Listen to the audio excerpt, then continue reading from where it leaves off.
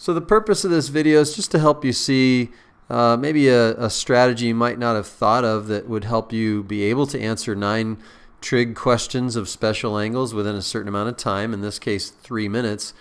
And so anyway, I'm going to go ahead and show you, and then hopefully you'll take some time to practice until you feel really comfortable being able to answer 9 questions within 3 minutes. So here goes. So I always start off with drawing a unit circle, and I know I'm using my time, that's okay. And I always put the 3 special angles in each quadrant. I don't label them, but it helps me visualize. So I know that, and I might do 1 right triangle in there because I know the short leg and the long leg of the 30, 60, 90. So anyway, I've got to find 5 pi over 6. So I know 5 pi over 6 is right here. And the sign of that is the y coordinate. That would be the short leg of the right triangle. That's 1/2. Cosine of 5 pi over 4. So I find 5 pi over 4. I count by pi over 4 is 1, 2, 3, 4, 5. The cosine here is that's the 45, 45, 90. So that's negative radical 2 over 2. Cosine of pi over 3. That's going to be the short leg of the right triangle right there. Short leg is 1/2. Cosine of 7 pi over 6, counting by pi over 6's, that's 5 pi over 6, 6 and 7 pi over 6. That's the longer leg. Cosine is the x-coordinate. So the x-coordinate is negative radical 3 over 2. And then sine of 3 pi over 4, 1, 2, 3 pi over 4. That's that radical 2 over 2. Sine's positive in the second quadrant. Tangent of 5 pi over 6.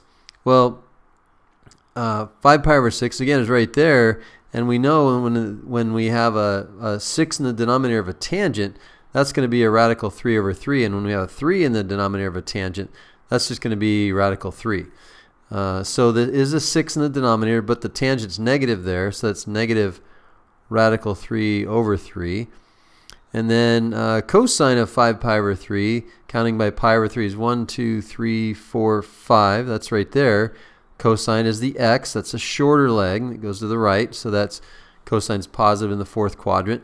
Now the sine of pi over 6, that's this one right here. That's again the shorter leg of the right triangle. Shorter leg is 1/2.